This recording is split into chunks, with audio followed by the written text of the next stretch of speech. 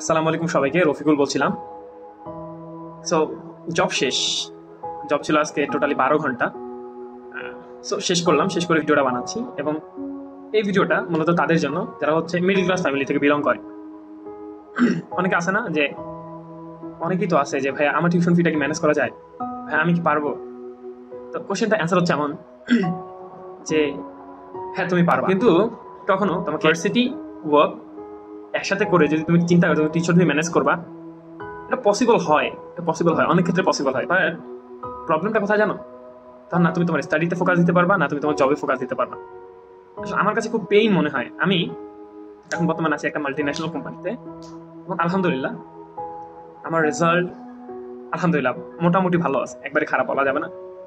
So আমি না মানে ডিপ্রেসড হয়ে গেছি টোটাল।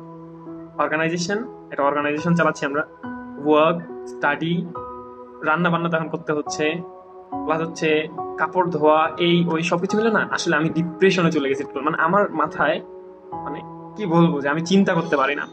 সো তোমার যদি চিন্তা থাকে যে তুমি টিউশন ফি ম্যানেজ করবা, এটা অনেকেই করে। আমার ফ্রেন্ড আছে যার রেজাল্ট হচ্ছে 3.80+, সে ফুল টাইম করে।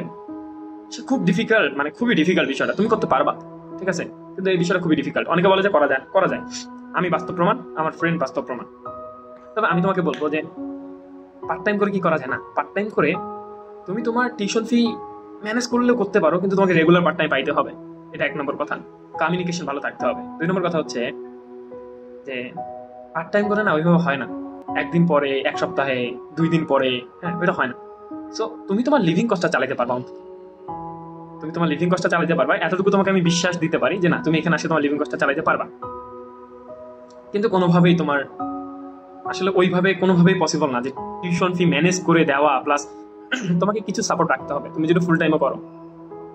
Summary: even if you have a full-time job, you have to take some support from your family.